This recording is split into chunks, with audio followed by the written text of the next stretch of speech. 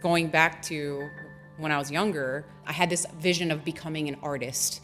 But when I put, brush to paper and try to paint something, it was just never quite what I wanted it to be. Sure. So when I finally found this medium, that's when I was like, oh my God, I found my craft. This is the true canvas that I needed to be working on. And I really hope that we're able to elevate our industry to kind of command a little bit more respect moving forward, because I think it's still fairly undermined.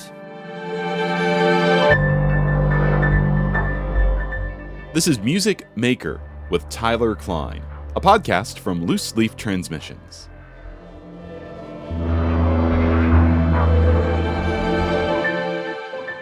Greetings, y'all. How's it going?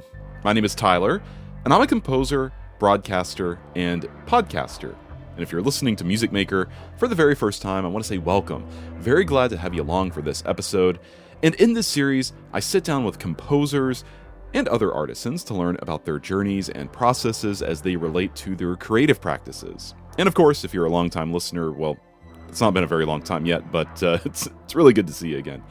On today's episode of the podcast, it is something completely different. My guest today is hairstylist Anna Huffka.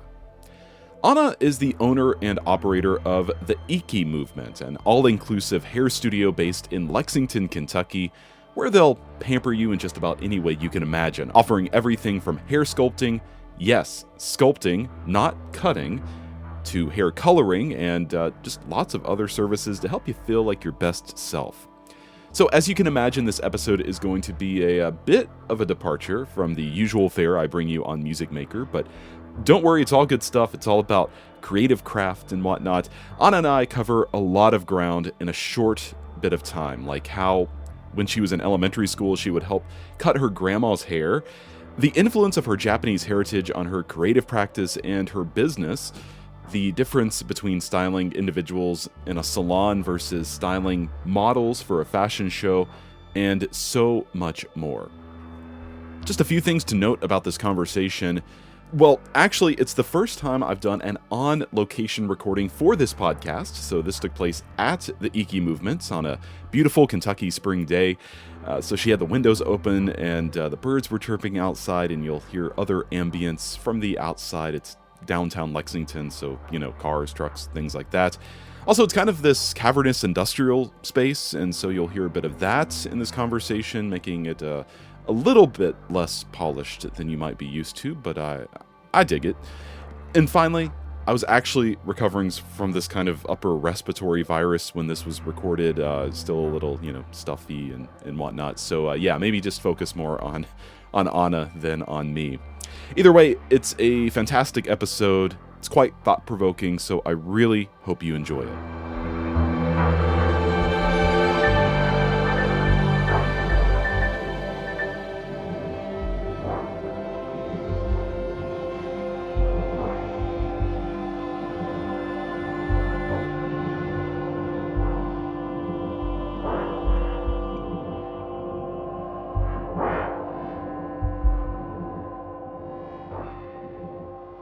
Some housekeeping, some business stuff to share before we jump into this conversation. One of the simplest and honestly, truly the best way for you to support this podcast is so easy. You're doing it right now. It's by listening to this episode, listening to earlier episodes, and then following the podcast on your favorite streaming platform, because that'll ensure that you get the newest episode as soon as it's released, pushed straight to your device. And also, if you like what you hear, tell your friends. Spread the word, please. You can also support what we're doing here and get early access to episodes by becoming a Patreon subscriber. And that is with money. That's just $5 a month. And yes, that little bit of support goes a long way in helping me cover some of the costs associated with tools that I use to produce this podcast. And if an ongoing donation just isn't your thing, I've got a one-time coffee link along with that Patreon link on our website at looseleaftransmissions.com/support. You can visit looseleaftransmissions.com/musicmaker anytime to find more episodes of this podcast. And finally, an impactful and free way for you to help the Music Maker podcast is to leave a rating and a review if you feel inclined. The more of those that we have, the more visibility the podcast has, the more discoverable it is, and the more we can grow this whole operation. And I think we both agree we would both like that, right? That's all I've got for that. Now, on to my conversation with Anna Huffka.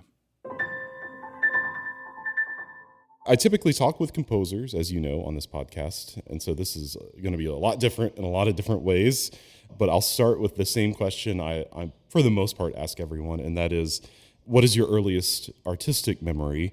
And by that, I mean, what's the earliest you remember thinking about or actually doing hairstyling, what you do today? So we're starting off on a very, heart moving moment for me, because it was with my grandmother, who is no longer with us, and I was very close to her, and she would have me cut her hairline, and it was very distinct. She was very specific on wanting 5 points. And she had this hairdresser that she absolutely loved named Scott, and she would go and she would never ever ask for anything specific. It was always just his vision, and I realize more than ever now how much that influenced me. And it was always just cool, edgy haircuts. They never looked normal and just very effortless. And she never looked like a nana. She was this super funky, just super kind, appreciative woman. She just loved life. So yeah, that was definitely a very big influence. How old were you when you started thinking about that? As far as when she was having me do that, I think I was in elementary school, and then in middle school I started cutting my friend's hair in the backyard. And it was really funny because one of my friends, his dad would give me feedback after every haircut, and he'd be like, you did better this time, and that gave me encouragement to kind of keep going. And my biggest goal was to create looks that looked like the hair just grew back into the head. So the goal was to make it look like I didn't actually cut it, which is harder to execute than one would think. Yeah. So when most kids are they have their scissors, they're doing paper crafts as a kid, and then they're kind of oh, I'm gonna cut my hair. Your grandma was having you do that at that age, instead of you getting in trouble for doing that to yourself. I mean, was there ever a moment where you were I'm just gonna cut my own hair and see what happens at that age?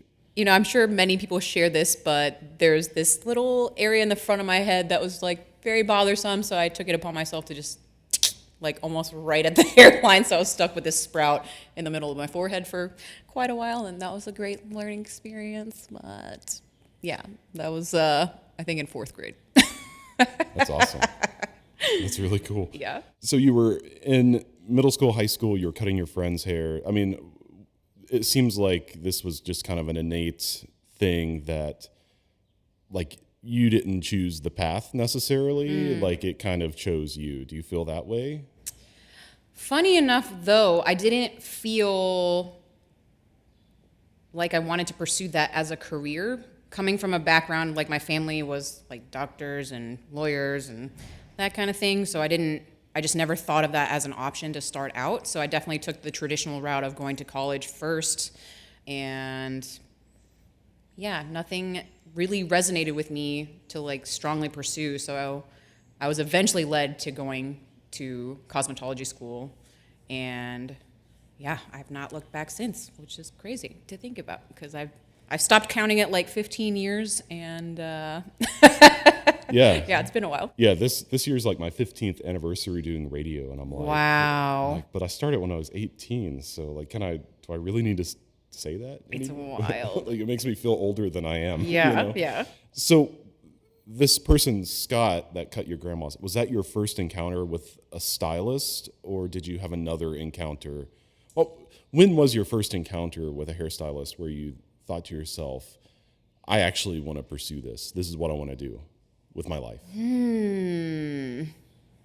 So what's funny is I never actually got to meet Scott in person, and that was kind of this underlying influence. But as far as actually what changed my mind, it wasn't a hairstylist. Weirdly enough, I used to work at Sears, and I sold tires at the time, and a friend I was working with had also had some like creative influences in her life, and she had suggested going to cosmetology school. And at the time, I had no idea what I actually wanted to do. So on a whim, I was kind of just like, all right, let's do it. And I am forever grateful for her for just proposing that idea in the first place. And she actually never went through with it, which is funny too. But yeah. I know that feeling. So you're going to cosmetology school. Where is that, and what does that entail? Because I personally don't know what that means. Yeah. I don't know like how long of a program that is and the kind of stuff you cover. Can you walk us through that a little bit? What was that part of your journey like? So I ended up in St. Petersburg, Florida, because it was close to my grandparents, and I also was looking for just a massive shift in my life. And I chose an Aveda Institute, which they had touted that they were like the Harvard of hair school and all this. So I was very excited. And this program in particular, the traditional route would have been a year, and I opted for this extended program so I could be licensed anywhere in the States. So it took a year and a half, and I was very fortunate because I got to work very closely with our artistic director, who approached things very, very differently, and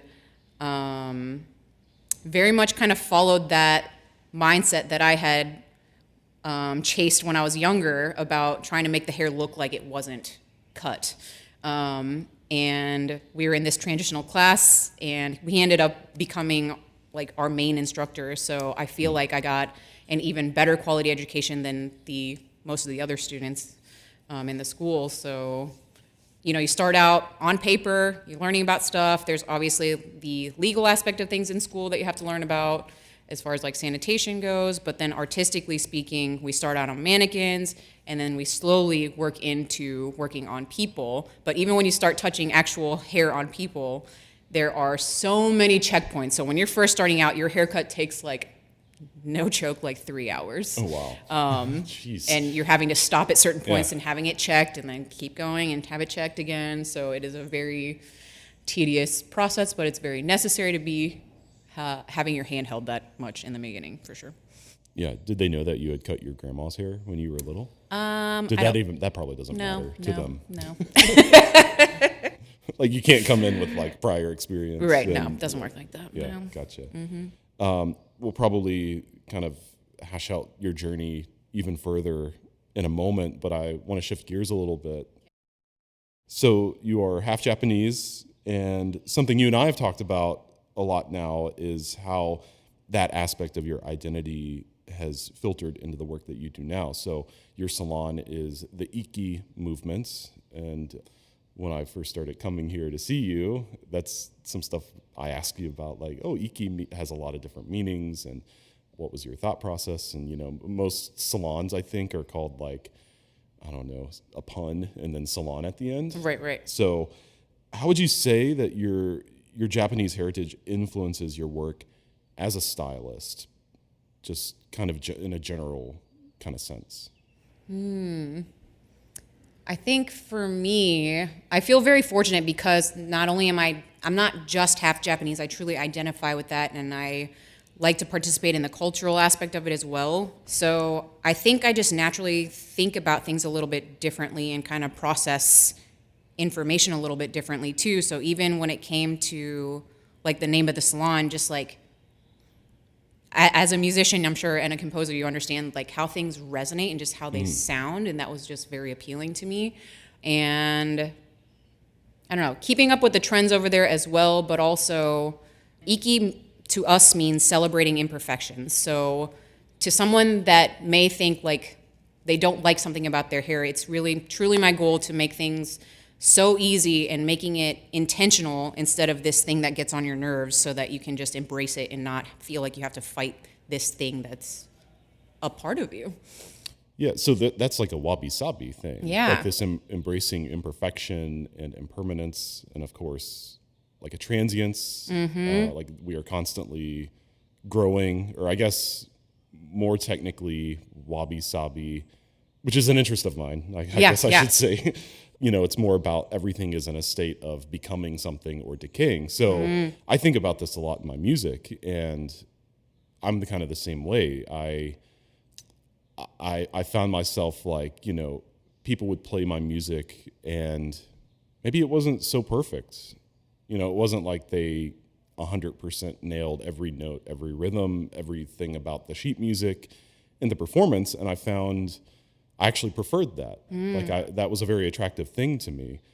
So do you know about Wabi Sabi? Yes. Do you want to talk about that? So it's funny because my dear friend had originally suggested that to be the name of the salon. Yeah. And immediately I was like, I feel like most people are going to confuse it with wasabi, and we're not a Japanese restaurant. So I immediately kind of like put the kibosh on that. Yeah. But conceptually speaking, I definitely really, really loved it. So when I dug a little bit deeper, Iki was kind of like similar but different. So we were able to kind of really have a lot of overlap with Wabi Sabi and Iki, and the fact that, for example, our sign outside is just this super rusty patinaed piece of metal that was found on my in-laws' property. And I just love the character of it. And to me, so many people can look at it and be like, oh my God, it's just old and shitty. But to me, it's just like, it has so much character and it just has so much beauty to it. And like to see how nature affects things and time, and I just really love that aspect of it. I appreciate you applying that to like beauty standards, because I'm sure that's a can of worms that I'm actually not qualified to speak about. But if you want to, you can go for it. But yeah, I think everyone's so obsessed with like perfection, and so I think it's really a breath of fresh air that you are trying to embrace the imperfection. You're trying to enable people to embrace that themselves. Right. I think standards, like you're talking about, it's just like, it's just perfection is not possible. Like, it's not real. So for us to be chasing it, it's just such an exhausting process. And for me to have just that little bit of an effect on the world and people individually to be like, it's okay, and we can learn to like these things that make you different and make you special, is definitely one of my top priorities. That's great. That's awesome. You had mentioned keeping up with trends in Japan. Can you talk a little bit about that? Because as someone who is a client of yours, I think what you do is completely different than what I have experienced in American salons and barbershops. So for me, when you're talking about trends being different, it comes back to the people. And if I think about the people as a canvas, people are built very differently in Japan compared to America. So the things that you design around that canvas that's already so different becomes a very different thing as well. So not only the texture of the hair and like the shape of the face and the structure, it's really, really cool to see things designed so differently. And I just love that they do have such a different approach, and like, not that we don't pay attention to details over here, but to me, it's just like a whole nother level of, I think, just really caring about every single aspect of the service. And also, as far as the finished product goes, really catering to that individual and making sure that nothing is left out of place.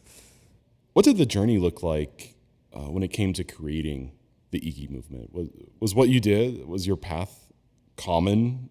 Like, is it what most people do, or do you find that it's totally different?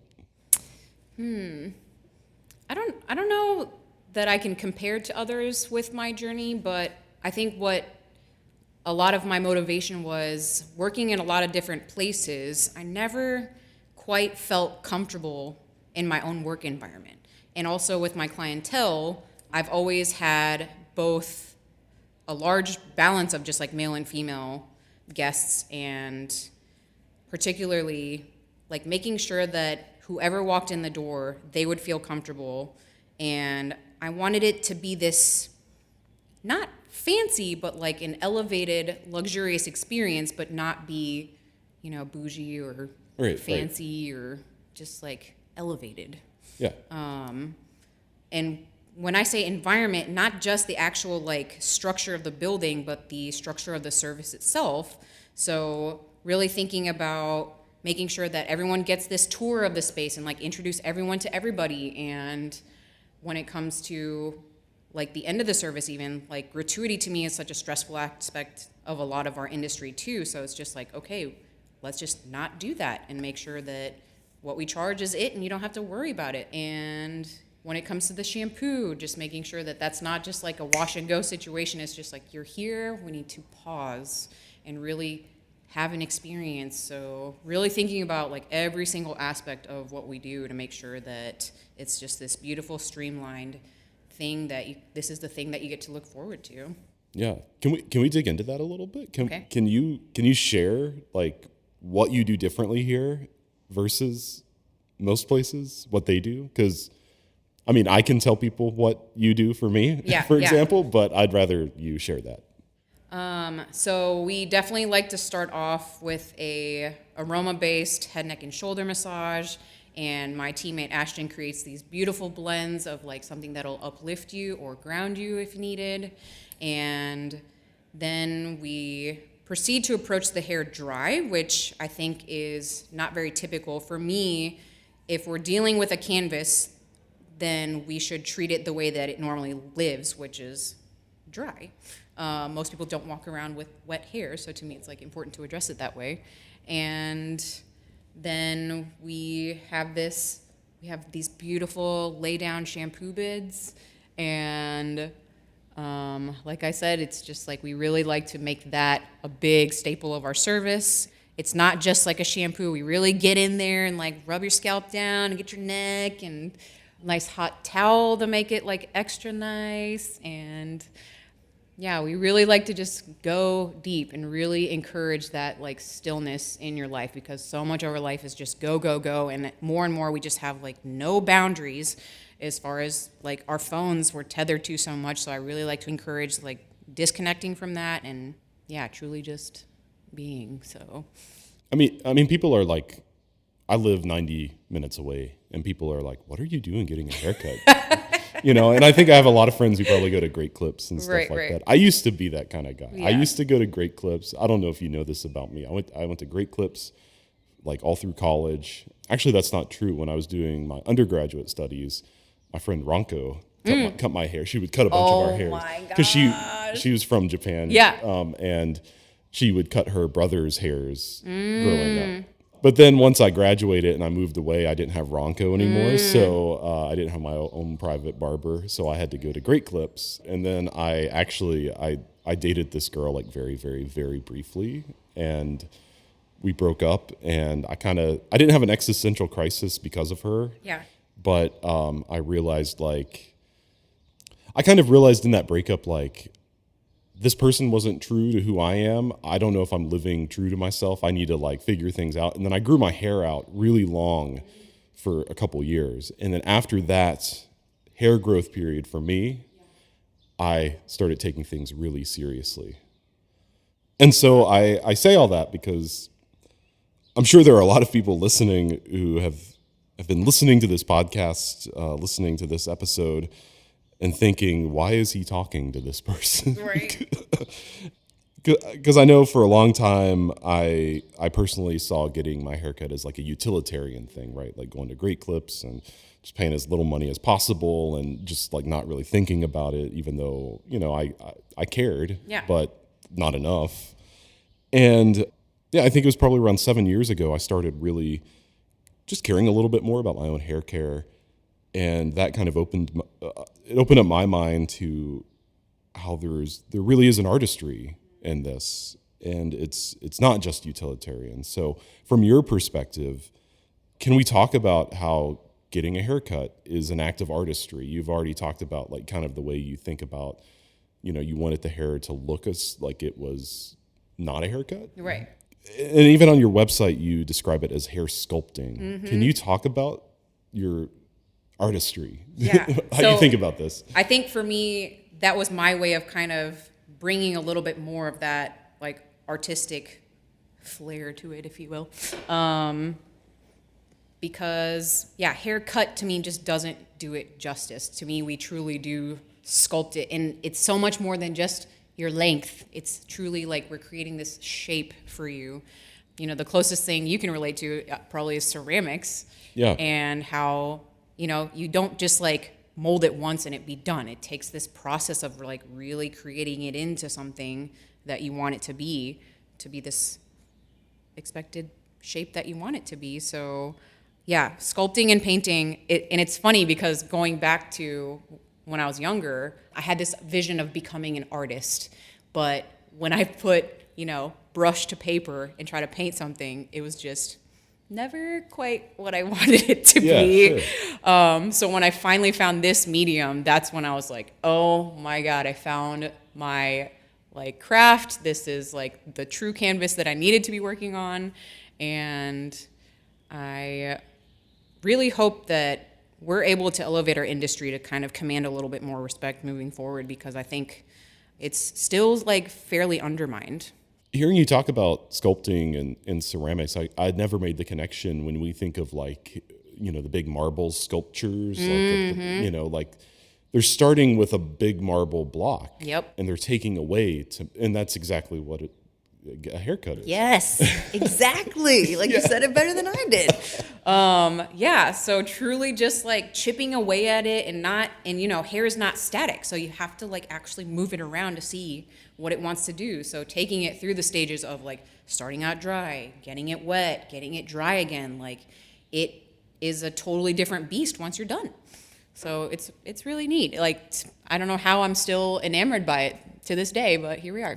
Yeah. I'll never forget when you like conquered my beard. Oh man. Like a couple months ago, you were like, I've done it. I finally figured it out, because it grows in like a weird way that doesn't make any sense. Nobody's perfectly symmetrical. Nobody's perfectly balanced. So like figuring out those little details. And so for Tyler's beard, it just swooshes all to one side. So if we cut it all the same, it looks like this wonky, dilapidated beard. So you have to figure out like leaving it way longer on one side, even though if it feels wrong, it looks balanced. So it's one of those things. Yeah, it's an artist's touch. Do you find other clients recognize this, or do you think people just still don't like think much about it? No, I would definitely say that we help reveal things, and that brings that appreciation. Yeah. Yeah. I like that, revealing things. Mm-hmm. It's like kind of what it's all about. Yeah. Yeah. Something that's always stood out to me when it comes to your business is how inclusive the language is that you use, especially when you describe your services. Like if you go to your website, which I'll have a link to in case anyone wants to fly to Lexington, Kentucky and get a haircut from you, which they should. Highly recommend it. But on your website, you use such beautiful, inclusive language to talk about what you do and what you provide people. I'm wondering about how your approach to inclusivity from a hospitality point of view. In what ways do you celebrate your clients? Well, I think it comes back to the uniqueness, like really finding what's unique about everybody and choosing to highlight that as opposed to trying to cover it up. And I'm speaking not just about the hair, but even personality-wise, I feel like we have a way of communicating with people that is disarming and very warm and approachable and welcoming. Yeah, so I think it comes back to just communication is very, very, very important. Yeah. What does growth and evolution look like as a stylist, in your opinion? The number one thing that comes to mind is, this might sound harsh, but if you're done learning, you're dead. And that to me doesn't just apply to our industry, but just life in general.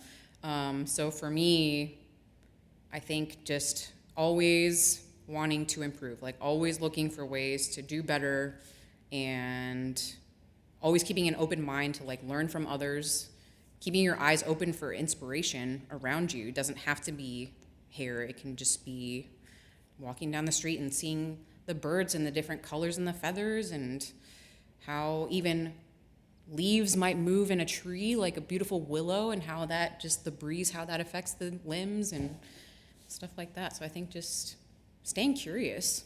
Yeah. Yeah. It's amazing how many people say that on this podcast. Ooh, okay. And to hear even you say it is amazing. Yeah. Because I think for me personally, I'm most attracted to people who are curious people who want to dig deeper. And so now hearing you say that, it's like, well, no wonder we're friends. Oh my gosh. and that I like to come here, So yeah, that's awesome. How do you stay curious as a hairstylist? Like, what kind of resources or research, or just by knowing you, I know recently, like you went to a conference and there's that kind of stuff. I mean, I'm just out of my own curiosity. What does that look like? Well, definitely, I think travel is actually a very important component of staying inspired and just encouraging yourself to be uncomfortable. I think that discomfort is where growth happens. So traveling, inevitably, taking yourself out of your home base and seeing and feeling and smelling and hearing all new things around you, I think is the best way to kind of maintain curiosity. So I'm going to ask you one of my questions that I ask everybody, and this is as open-ended as you want it to be. Okay. What would you describe as the primary pillars of your creative practice? I think for me at this stage, calculated risks are very important, and communication, like I said earlier. But going back to the risk-taking, I think that's another way for me to not feel stagnant. And obviously, not trying to wreck anything, but it's just like, this might work. I'm at that stage where I can feel comfortable just kind of executing it to see what will happen, and that keeps things a little bit more exciting. And at this point, because of how much people trust me, I'm able to communicate that and actually do it with them, and they're like totally game, which is really cool. Well, yeah, when you said risk-taking, I thought about it for a minute, and I was like, well, that means like on other people. Yes. But when that trust is there, trust is another pillar. Right. Without that, we have nothing. We have nothing to work off of, because that's something I hope I will never take for granted with people, because as much as I want to downplay hair, it is this crown that we adorn. And, it's typically the first thing that people recognize about you. So that to have people sit in my chair and trust me to take care of them is very, very, that's my first pillar. That's my number one pillar. Yeah, that's awesome. Yeah. I mean, when you talk about taking these risks, and obviously people have to trust you in order for, you're not just going to go for it. Yeah.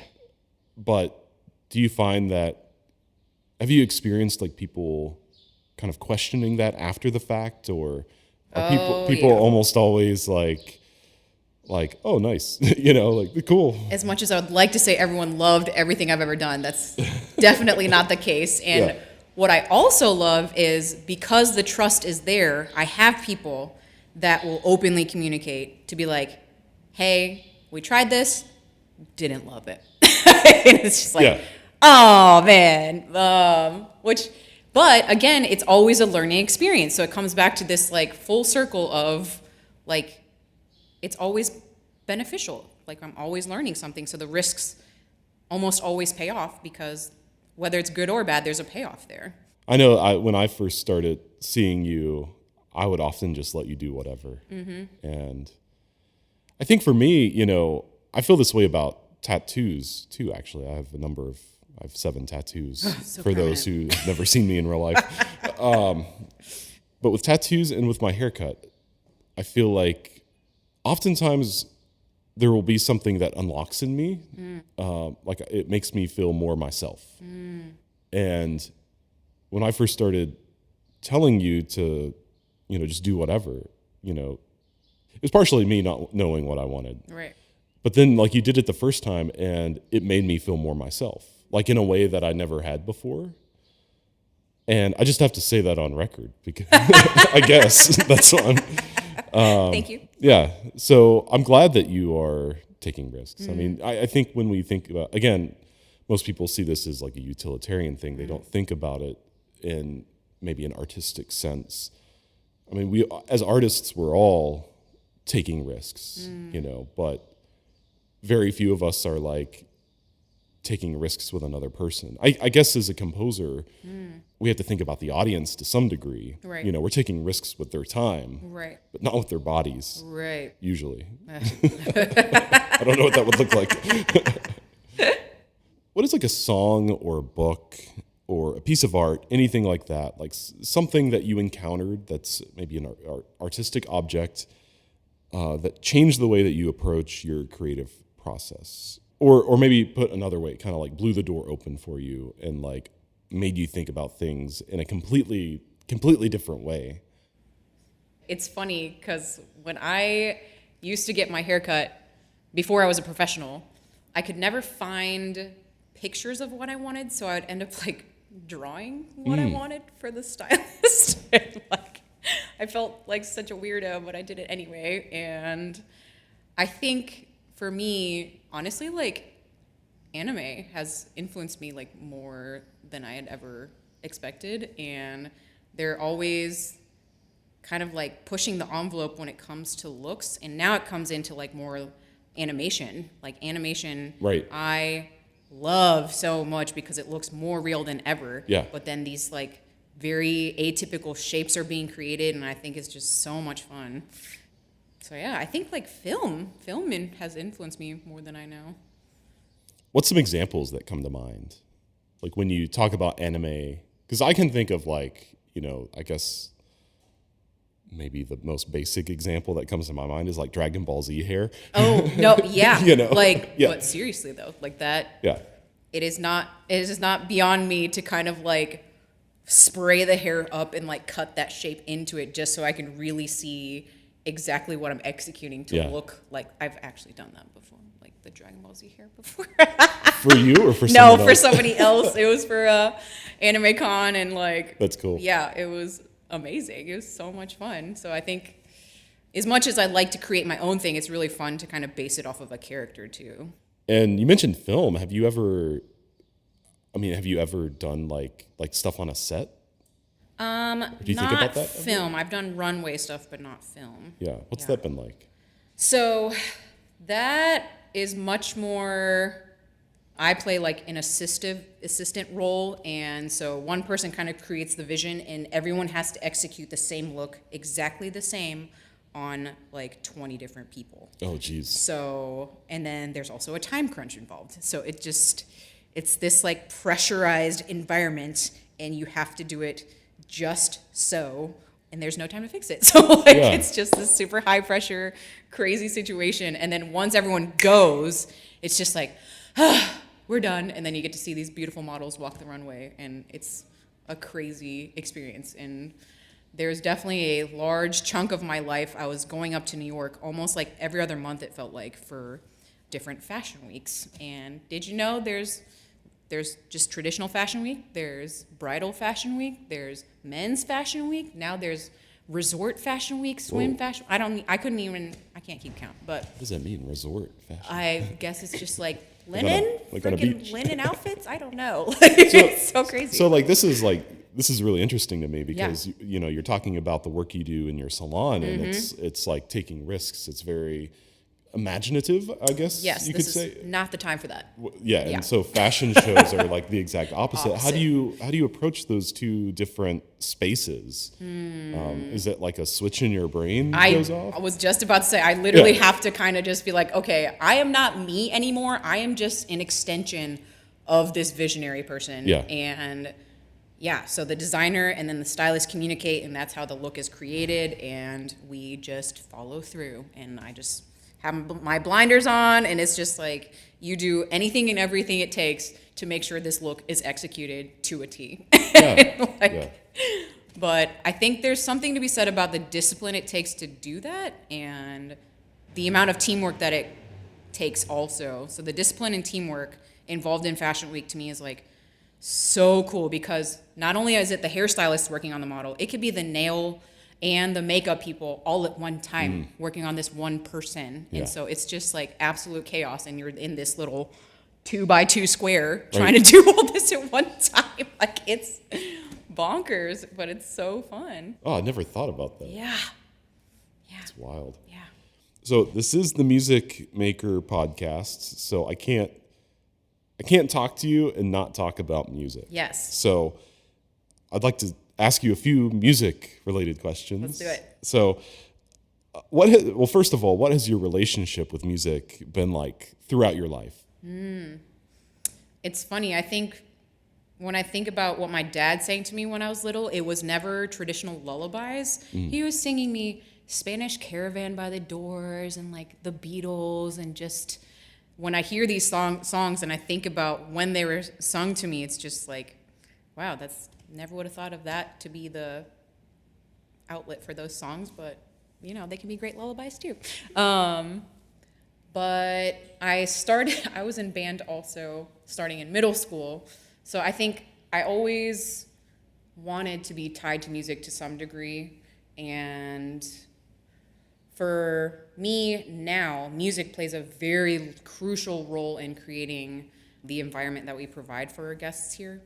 And I feel like there's a very specific BPM, and also as far as vibes go, if you're feeling energetic, I want you to be able to kind of like bounce to it. But if you're feeling chill, it's also like not obnoxious and you can just kind of lay back and enjoy it. So I'm very particular about music. Yeah. What was your experience in like school band like? I feel like it's one of those things that I came later into. Everyone else had started earlier than me. So I felt this sense of urgency to catch up. And then I do have a bit of a competitive side in me. So the fact I played clarinet, and there were a lot of clarinet players, and I only developed so much. And so at some point I was just like, what's the easiest way to be the best? So I switched to an instrument that nobody else was playing, which was bassoon. Nice. And I was first chair, baby. No, but jokes aside, I just absolutely love the range of the bassoon and the double reed sound, and just, there's just so much to be said about the lower register. Yeah, I had a similar experience. I started out on the trumpet. And You're so not a trumpet player. I'm not. I'm really not.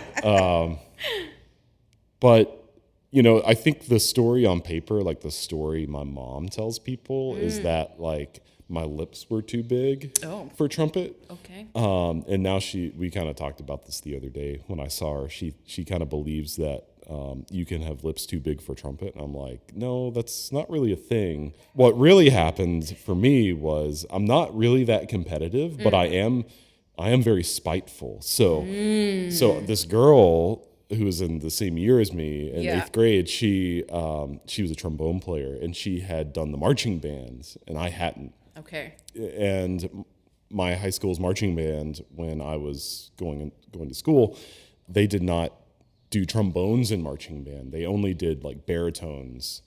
And so she kind of like razzed me one day and was kind of like, I bet you can't play the baritone.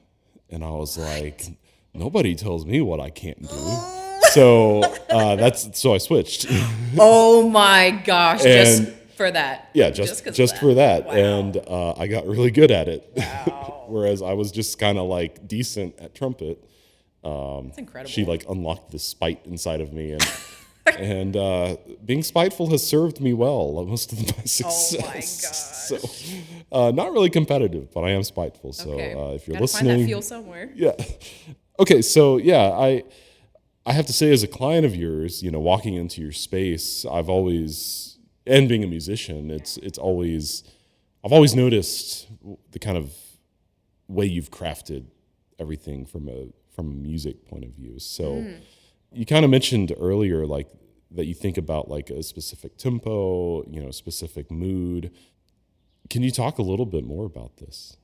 And I think another thing I try to do is like, I want this place to feel like nowhere else. Yeah. So I'm also very conscious of not playing anything too mainstream that you would hear, typically on the radio or anything like that. I want you to feel transported when you're here.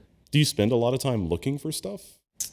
I used to handcraft playlists, but time has escaped me. So I do heavily rely upon Spotify, but I still do filter. I make sure I kind of filter through things before I don't play just random stuff. Sure. Yeah. What's some of your favorite music right now? Ooh, I'm actually kind of diving back into J-pop. And so Kenshi Yonezu is somebody that I've been listening to, and he has a very broad range of music. So it can be this like super grungy rock sounding stuff to very piano ballad soft music. So I really like his range, and when I like something, I kind of stick to it for a long time. So I've been really digging into like all his stuff. Yeah, and that's been really fun. That's fun. Yeah. I'm especially curious to know your answer to this question because, again, I ask everybody this. What do you think you'd be doing if it weren't being a hairstylist? Ooh. Like, if there was a fork in the road, what would the other path have taken you towards? I think originally I was pursuing healthcare to some degree, but I think I would still be within the realm of self-care. And I do actually have a passion project that I am very, very slowly chipping away at, which is a bathhouse in Kentucky. So it's funny because we have so many Japanese people that reside here, and we don't have anything like that. So it is a huge passion project of mine that I will be executing hopefully in the next 10 years. Yeah, I know you've talked with me about that, and I guess when you mentioned this bathhouse, and I guess to a lesser extent, the stuff we've talked about today, the stuff you do with your salon, I think a lot of people probably would think Kentucky and expect stuff like this not to really work. Mm-hmm. And so I guess, please correct me if I'm wrong, you're defying a lot of expectations in what you do. Yes. What has that been like? I love catching people off guard. Yeah. And I think because I've lived in Kentucky so long now, speaking of spite, it is a goal of mine to prove people wrong about Kentucky and what the people are like. And so every time I travel, I make it a point to like really leave a positive impression of Kentucky on people. And it's just like, hey, we wear shoes, and no, we don't ride horses to work. Yes, somebody has asked me that before.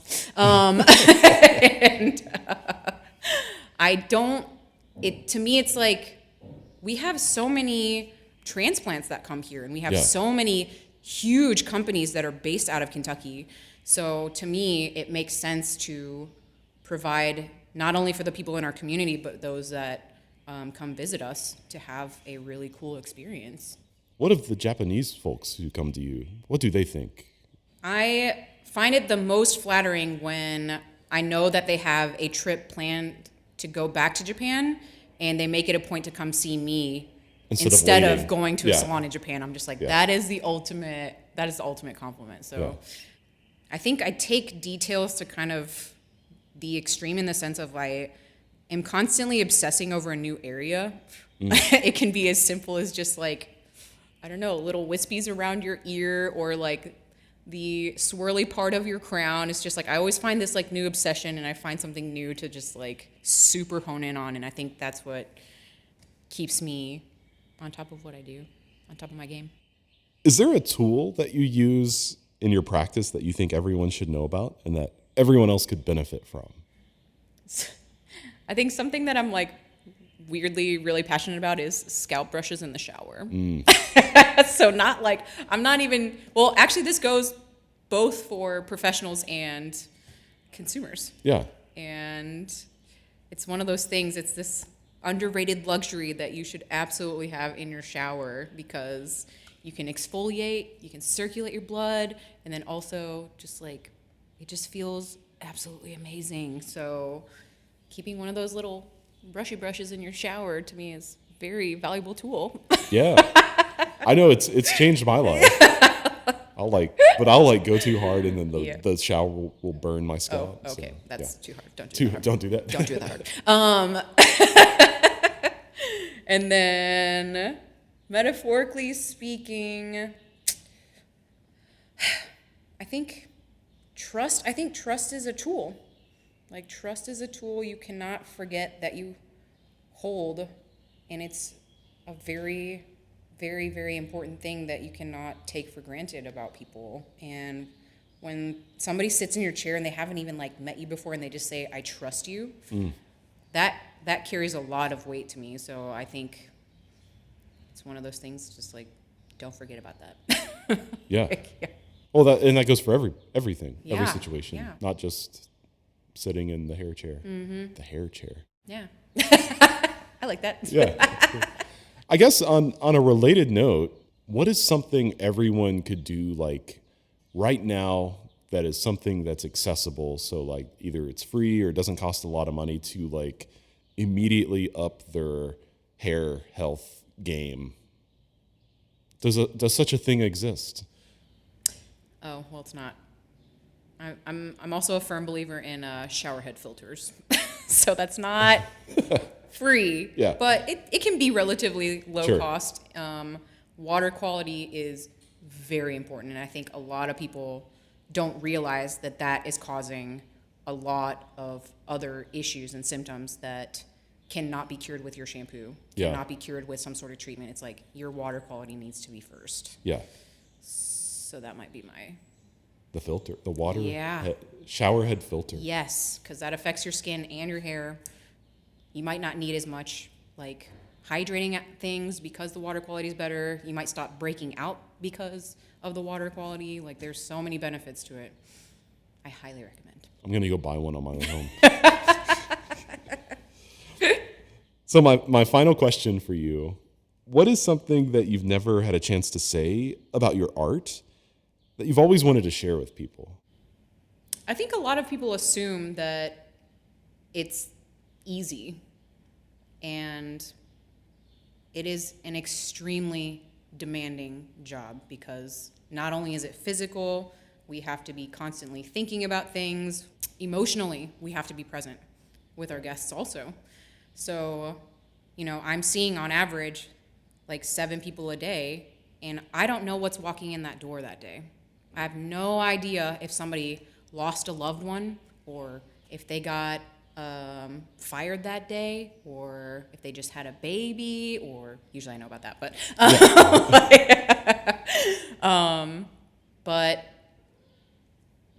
yes, it's very demanding, but it is extremely rewarding as well. So I think just don't underestimate us hairstylists, I guess, I think is something. Don't take them for granted. Yeah. They're good people. We do a lot, and we love it, and that's why we're in it. And it's a really very fulfilling career. So if any of you out there have ever thought about it, I would highly recommend it. Anna, thank you so much for opening up your space today and for your time. This has been a lot of fun, but it's also been like an education for me personally. So I think a lot of people are going to enjoy this. I had so much fun. Thank you so much.